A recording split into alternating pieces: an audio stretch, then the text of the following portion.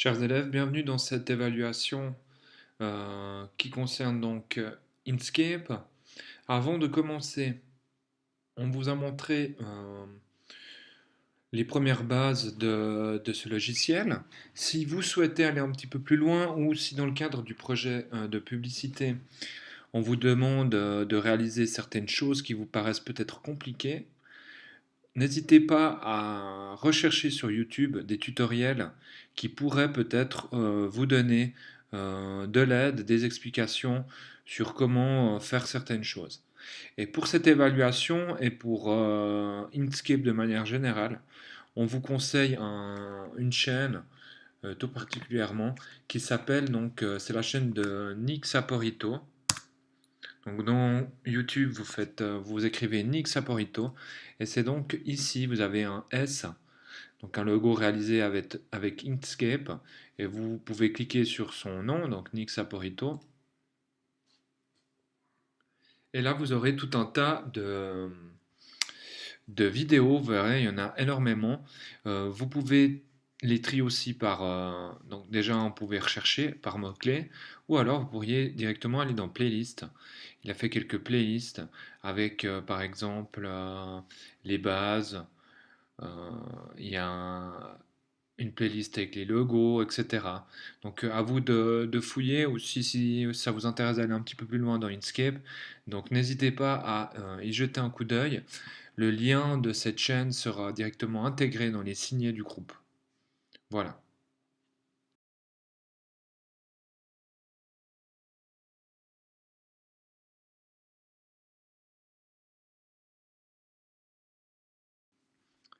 Ok, à présent, vous pouvez ouvrir votre logiciel Inkscape.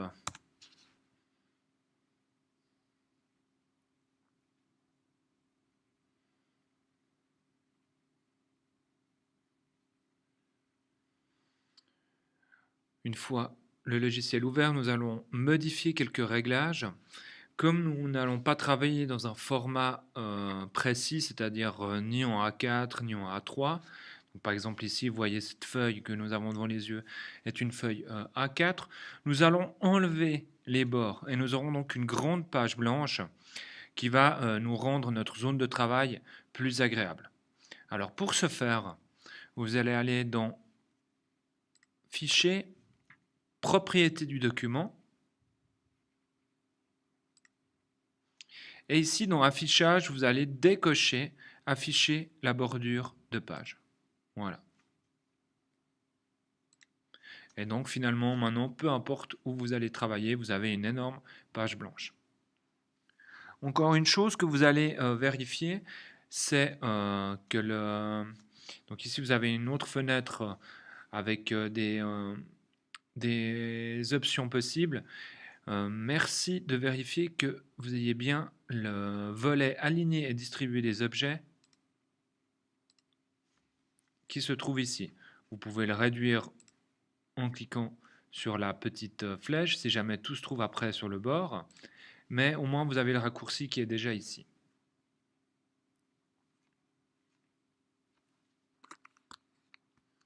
Et dernière chose, vérifiez dans Édition, Préférences, que vous ayez bien ici dans Forme, si je clique sur Rectangle, Style propre à l'outil coché, si je vais dans Boîte 3D, Style propre à l'outil coché, etc. pour les 5 outils qui se trouvent là.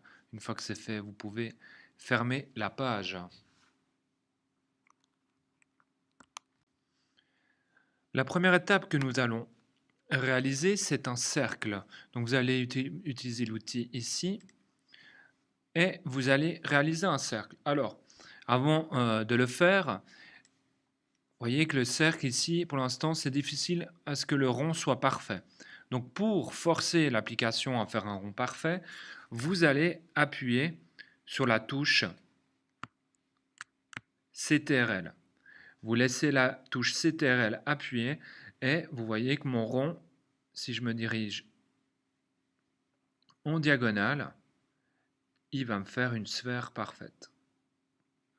Voilà, pour la taille c'est égal. Quel EQ, faites en sorte que que le rond occupe comme ça un petit peu le centre de votre page.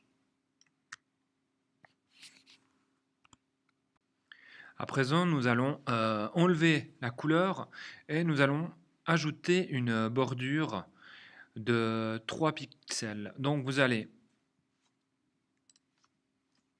ouvrir ici le volet qui s'appelle remplissage et contour. Vous allez enlever le fond et dans contour, vous contrôlez que ça soit bien le mode à plat sélectionné et dans le style, vous allez donc mettre 3 pixels.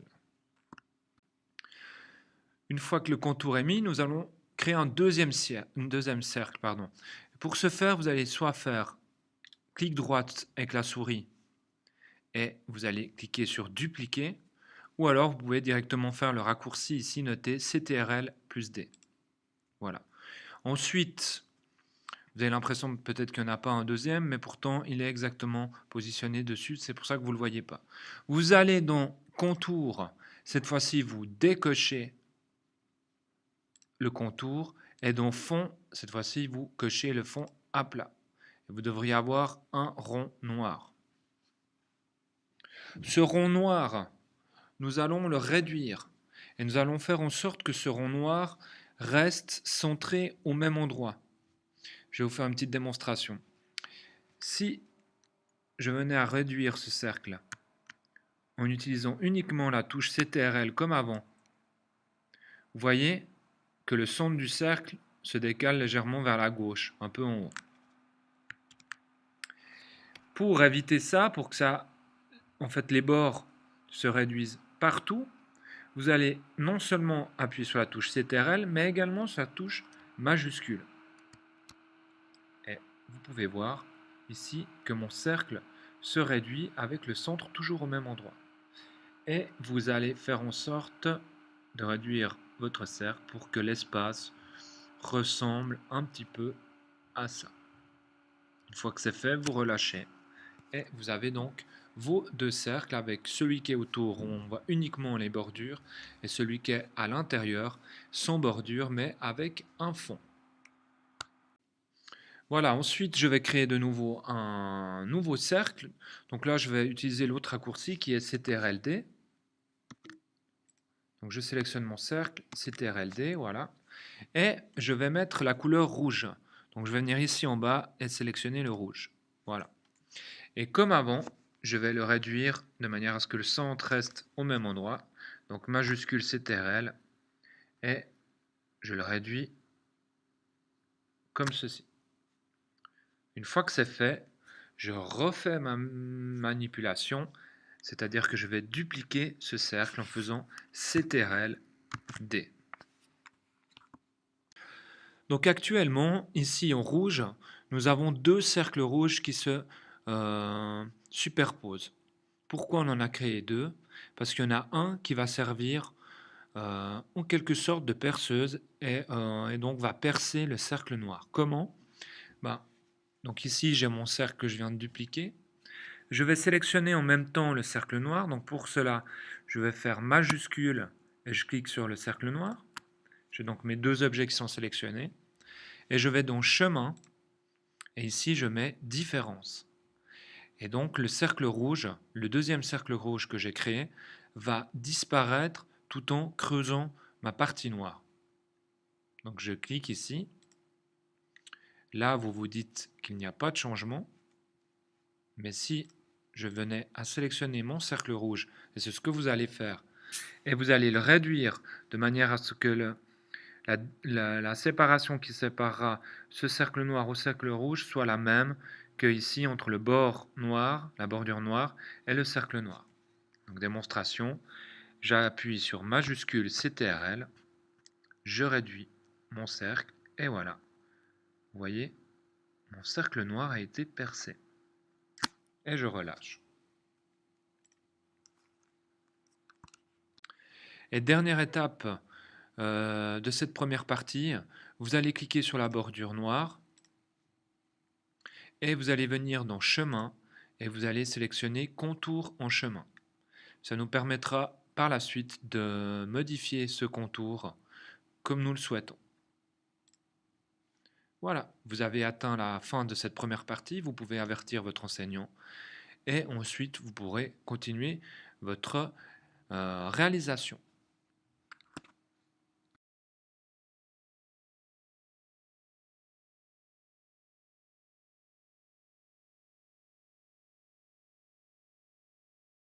Voilà, à présent nous allons faire les décorations rectangulaires qui se trouvent sur les deux côtés du rond. Donc pour cela, vous allez prendre l'outil carré. Vous allez dessiner dans la zone blanche un carré parfait. Donc euh, pour faire un carré, vous allez utiliser la touche CTRL et vous cliquez. Voilà. Vous faites un carré d'une taille moyenne. Vous relâchez. Si comme moi vous avez les angles qui sont arrondis, vous allez les rendre pointus. Comment faire? Vous allez sélectionner les deux petits ronds ici et vous allez les mettre les deux dans le coin. Voilà. Une fois que c'est fait, vous désélectionnez votre carré, vous prenez l'outil de sélection, vous cliquez dessus et vous allez venir dans chemin et vous mettez objet en chemin pour qu'on puisse ensuite modifier ses bords. Voilà. Vous prenez ensuite l'outil éditer les nœuds. Vous sélectionnez les deux angles qui se trouvent à gauche. Voilà, comme ceci. Normalement, ces angles-là deviennent bleus. Et vous venez ici cliquer sur un plus. Et normalement, ce nœud va s'insérer au milieu des deux. Une fois que vous avez rajouté donc ce nœud, vous allez désélectionner les trois nœuds qui étaient en bleu. Vous allez uniquement sélectionner celui qui se trouve au milieu. Et afin que le rapprochement au milieu se fasse exactement vers le centre du carré, vous allez appuyer sur la touche CTRL et vous allez rapprocher, voilà, sur un quart de la forme, comme ceci. Vous relâchez. Si ce n'est pas exactement pareil, évidemment que ce n'est pas grave. Ensuite, vous allez venir placer ce carré vers votre forme et nous allons faire en sorte que cette forme-là se trouve alignée avec le milieu du cercle rouge. Donc, vous allez garder cette forme sélectionnée, vous allez faire majuscule, je clique sur le rond rouge, vous avez les deux formes sélectionnées. Ici, vous vérifiez bien que vous avez la case dernier sélectionné de sélectionner et vous allez mettre ici centré selon un axe horizontal.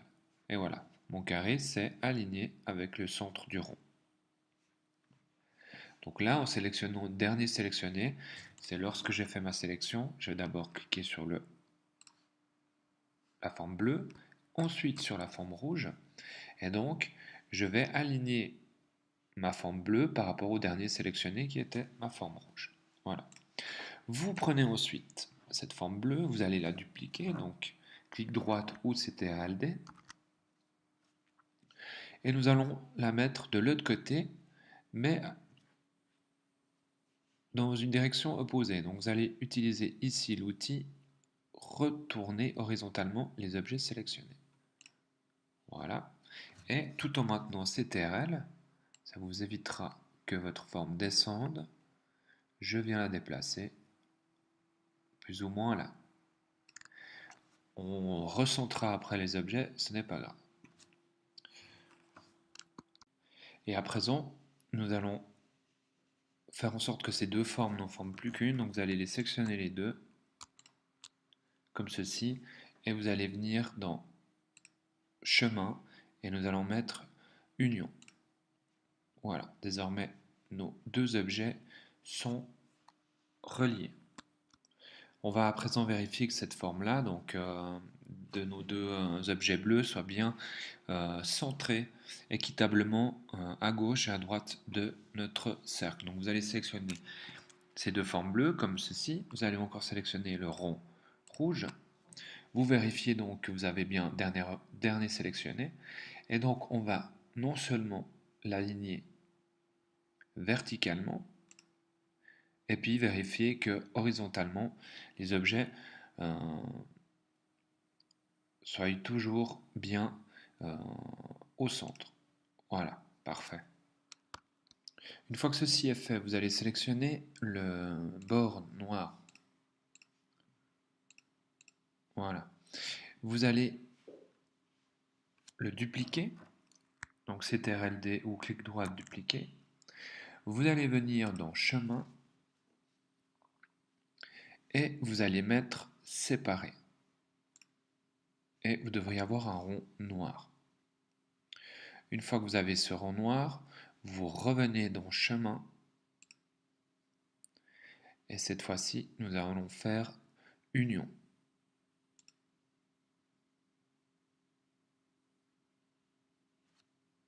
Et une fois que c'est fait, nous allons sélectionner le rond noir et les parties bleues. Et nous allons aller dans chemin et nous allons mettre différence. Vous devriez avoir à ce moment-là ceci. Et dernière étape de cette deuxième partie, on va faire en sorte que ce cercle noir fasse partie de la même forme que nos décorations ici en bleu. Donc vous allez sélectionner d'abord le cercle noir, vous allez ensuite cliquer sur les parties bleues, donc vous maintenez la touche majuscule, voilà, et puis ensuite vous venez dans chemin, et ici vous allez mettre union, et vous devriez avoir donc un objet désormais avec des décorations de la même couleur que les bords, donc c'est-à-dire en noir. Voilà pour cette deuxième partie. Vous pouvez à présent avertir votre enseignant que vous avez terminé cette deuxième partie. Il regardera si tout est OK et vous pourrez ensuite continuer cette vidéo.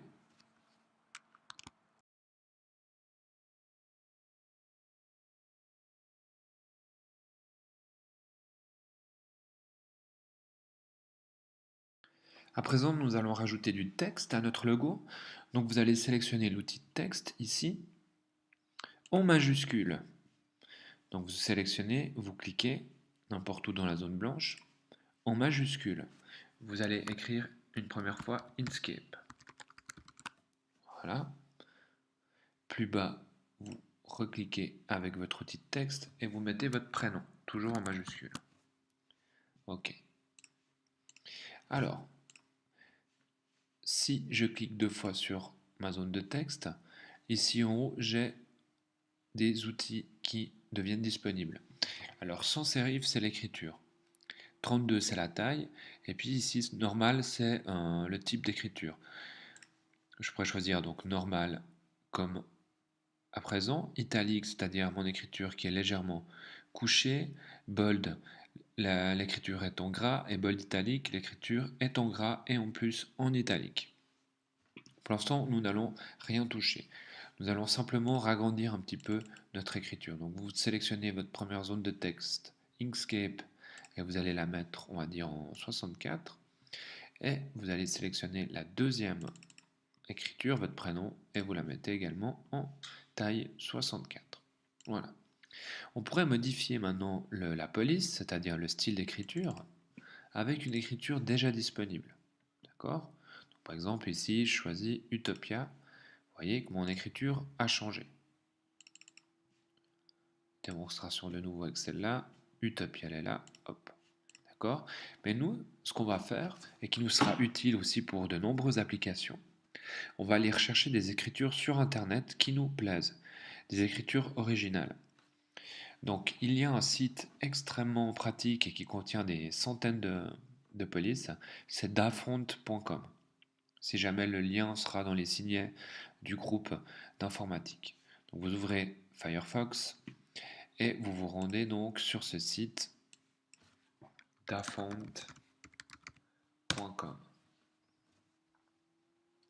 Et on arrive ici sur cette page. Alors la première chose, ici en haut à droite, on peut mettre en français. Voilà. Ensuite, ici, vous avez quelques choix déjà. Les thèmes, donc c'est ce qu'on a ici. On a les nouveautés, donc les dernières écritures qui ont été ajoutées, et le top, les plus téléchargés. Et Donc ici, par thème, vous voyez, vous en avez des dizaines et des dizaines. Je vous laisserai vous amuser puis rechercher une écriture qui vous plaît. Pour faciliter votre choix d'écriture, vous, par exemple, je vais cliquer sur Cartoon. Vous pouvez mettre dans Police le nombre, ça c'est 20, donc ça veut dire que par page il y en a 20. Pour que ça aille un petit peu plus vite, je vous conseille, quand vous faites une recherche, de cliquer sur 20 et de mettre sur 100. Et puis ensuite, je mets valider. Et désormais, j'en ai plus 20, mais j'en ai 100 qui me sont proposés à la fois. Et vous voyez, il me resterait encore 17 pages à regarder. Moi, ce que je vais faire pour cette évaluation, si vous voulez prendre un petit peu de temps pour trouver une écriture, faites-le, mais ne prenez pas plus que 5 minutes. Moi, je vais aller dans Top et je vais choisir l'écriture. Allez, allons-y pour Bebas Neue. Je clique ici sur Télécharger. Je mets Ouvrir. Et normalement, j'ai un dossier Bebas Neue qui va s'ouvrir. Si ce n'est pas le cas, vous allez sur votre bureau et vous devriez désormais avoir un dossier comme ceci. Vous cliquez dessus. Et vous devriez avoir parfois 1, 2, 3 ou 4 fichiers, c'est égal, mais soit le nom de l'écriture .otf comme ici, ou .ttf. C'est soit l'un ou l'autre et c'est ces fichiers-là qu'il faudra ouvrir. Donc pour ajouter votre écriture, il va falloir faire double-clic dessus. Vous avez une fenêtre ici qui s'ouvre. Vous avez une prévisualisation de cette écriture. Et vous allez mettre Installer Police.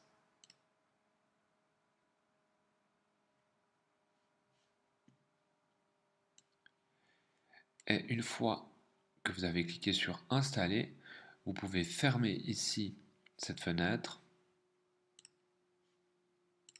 et retourner sur Inkscape. Donc j'ai retenu le nom de mon écriture, c'était Bebas Neue. Maintenant, est-ce qu'elle est dans mon logiciel? C'est ce qu'on va aller voir. Donc ici, c'est par ordre alphabétique et je vois que Bebas Neue n'apparaît pas. Normal, parce que les polices sont chargées au début dans les logiciels. Donc qu'est-ce que je vais devoir faire? Et puis c'est un bon moyen de ne pas perdre toute votre évaluation maintenant, c'est de sauvegarder. Donc soit je fais le raccourci CTRL-S pour sauvegarder, soit je fais fichier, enregistrer sous, et vous allez mettre DS Inkscape, votre prénom et votre nom de famille.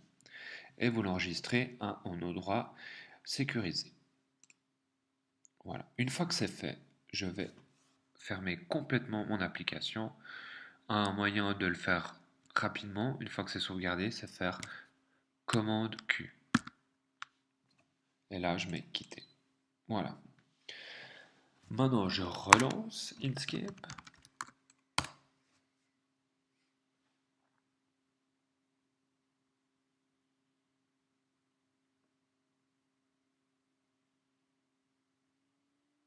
Je vais dans Fichier, Ouvrir. Je recherche mon document, donc c'est TS Inkscape Alain Guinan. J'ouvre. Voilà. Et je vais donc sélectionner ici mon premier titre, mon premier texte, Inkscape. Et cette fois-ci, je vais aller regarder si mon écriture a bien été ajoutée. Donc c'était Bebas Neue pour moi. Et comme par hasard, elle est désormais disponible. Je clique dessus. Ensuite, je fais la même chose pour mon prénom. Très bien. Donc rappelez-vous, dans 95% des cas, quand vous installez une écriture, il faut fermer le logiciel s'il était déjà ouvert pour que celui-ci les charge au tout début lorsque le logiciel est en train de s'ouvrir. Voilà, à présent, nous allons faire en sorte que la largeur de Inkscape du mot soit de la même largeur que mon prénom. Donc vous voyez, si je les aligne un petit peu les deux comme ça, mon prénom est pour l'instant plus court que le mot Inkscape. Donc qu'est-ce qu'on va faire? Vous allez sélectionner ici le premier, Inkscape. Vous avez ici des dimensions. Et celle qui nous intéresse, c'est ici la largeur. Vous allez sélectionner le chiffre. Vous allez faire pomme C, comme CTRL-C pour copier. Vous allez venir à présent sur votre prénom. Vous sélectionnez, vous faites CTRL-V. Et vous faites Enter. Et à présent, votre prénom a été légèrement déformé, mais occupe la même largeur que le mot Inkscape. On va s'assurer que les deux textes soient bien alignés. Par exemple, s'ils étaient comme ça, j'aimerais qu'ils soient parfaitement alignés. Donc je vais aller sélectionner les deux. Je vais aller dans mon volet aligné et distribué. Je vérifie mon dernier sélectionné et donc je vais les aligner selon un axe vertical et là ils sont bien alignés. Je vais rapprocher maintenant mon prénom du mot Inkscape. Vous allez appuyer sur la touche CTRL, vous allez monter votre objet, voilà, jusqu'à ce qu'il y ait une petite séparation entre les deux. Une fois que c'est fait, vous allez les sélectionner les deux et vous allez faire chemin. Pardon, vous allez dans Objet et vous allez ici dans Grouper. Ainsi, désormais, on a un seul objet pour les deux textes. On va venir le placer sur notre forme et ici, on va s'assurer que notre texte soit bien au milieu. Donc, on va faire comme d'habitude. Vous sélectionnez votre texte, vous faites majuscule pour sélectionner un deuxième objet, c'est-à-dire le rond. Et nous allons donc nous assurer qu'il est aussi bien aligné verticalement qu'horizontalement. Très bien. Et dernière étape pour le texte, vous êtes d'accord que pour l'instant il fait un petit peu minuscule ici au milieu, on va le ragrandir de manière à ce qu'il occupe une bonne partie du cercle. Donc vous allez le sélectionner et pour le garder centré comme il l'est actuellement, vous devez appuyer sur CTRL et majuscule. Et je ragrandis jusqu'à ce que voilà, mon texte occupe plus ou moins cette forme, cette disposition-là. Vous en avez terminé pour la partie avec le texte. Vous pouvez avertir votre enseignant que vous avez terminé et vous pourrez ensuite passer à la suite.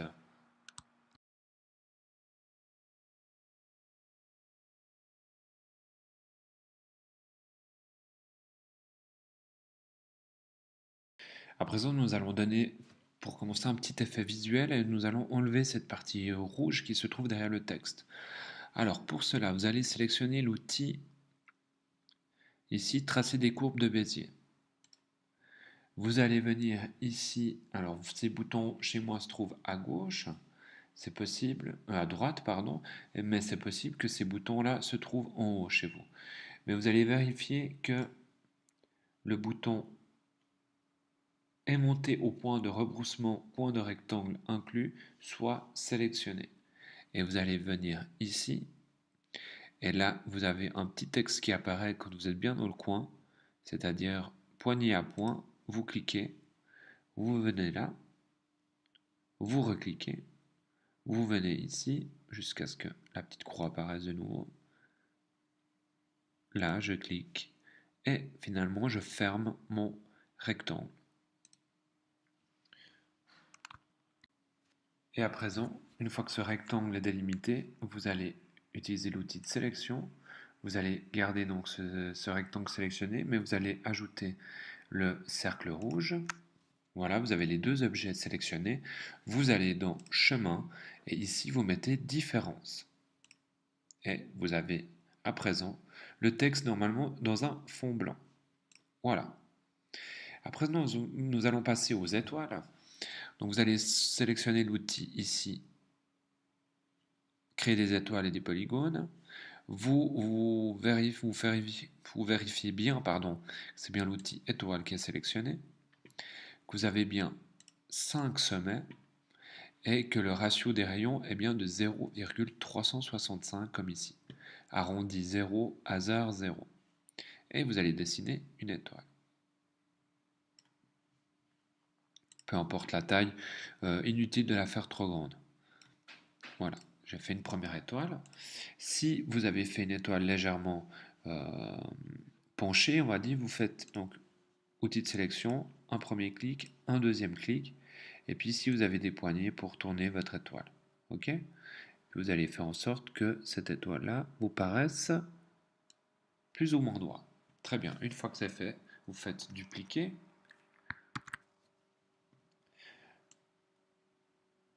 Et cette deuxième étoile, nous allons la rapetissir.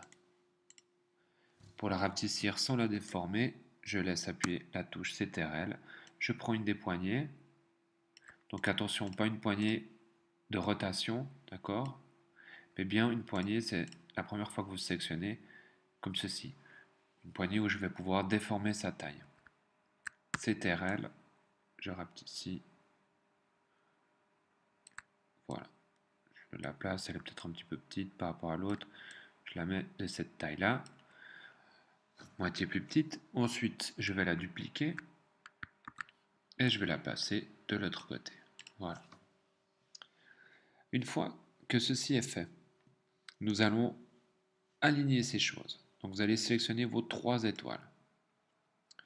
Et la première chose que nous allons faire, nous allons aligner leur centre. Donc vous allez prendre la fenêtre ici d'aligner et distribuer. Et vous allez cliquer sur aligner selon un axe vertical. Voilà. Ici, à présent, le centre des étoiles se trouve à la même hauteur. Mais nous allons également s'assurer que l'espace entre cette étoile du centre et sa petite étoile gauche soit le même espace que ici. Vous voyez, en l'occurrence, pour l'instant, l'espace est plus grand. Donc vous allez venir ici dans Distribuer et vous avez un outil qui s'appelle Distribuer des distances égales horizontalement entre les objets. Voilà. Et désormais, l'espace est exactement le même entre ces deux petites étoiles et la grande. Voilà, une fois que c'est fait, vous allez sélectionner vos 3 étoiles. Donc, outil de sélection, on les sélectionne les 3. Et vous allez faire objet, grouper. Vous avez désormais un seul objet. On va les aligner, on va venir les placer ici vers notre cercle rouge. Vous allez faire CTRL et diminuer leur taille. Voilà. Ensuite, ce qu'on va faire, c'est qu'on va les aligner par rapport au centre de notre cercle. Donc vous allez les sélectionner, vous allez sélectionner la zone rouge derrière et vous allez mettre centré selon un axe vertical. Donc je les avais plus ou moins bien placés. Et puis maintenant, je peux, avec les flèches directionnelles de mon clavier, les baisser légèrement. Voilà. Puis quand j'estime qu'elles sont plus ou moins bien centrées, je relâche. Et nous allons placer des étoiles, mais cette fois-ci, ici en bas. Donc, je les sélectionne, je les duplique, je fais une transformation, un retournement vertical. Et là, cette fois-ci, de nouveau, je viens, j'appuie CTRL, comme ça je garde le même axe, je les descends. Et quand j'estime que mes étoiles sont bien placées, je relâche. Je peux les resélectionner de nouveau avec mon clavier les replacer comme il faut. Voilà.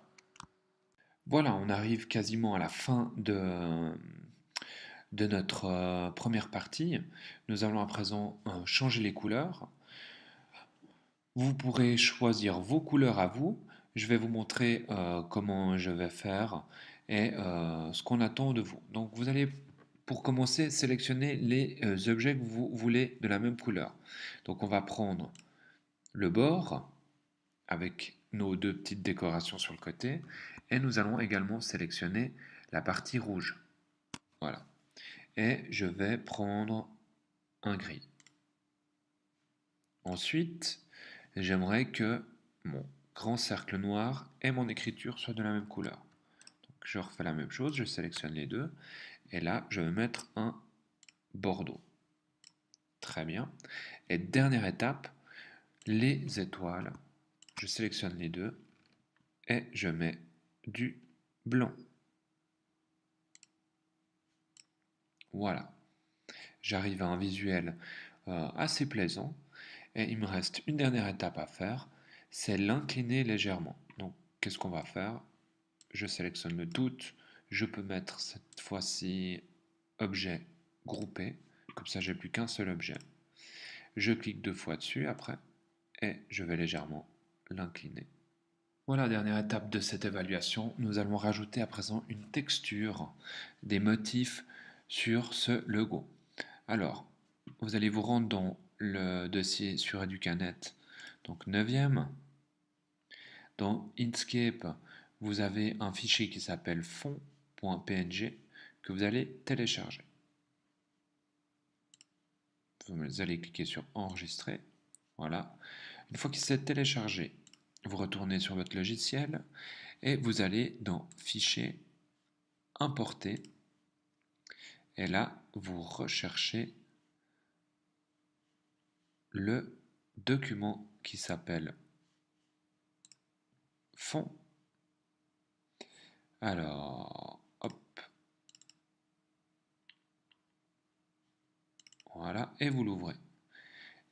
Ici, vous vérifiez simplement que c'est bien incorporé qui est coché. Et puis ensuite, vous mettez OK.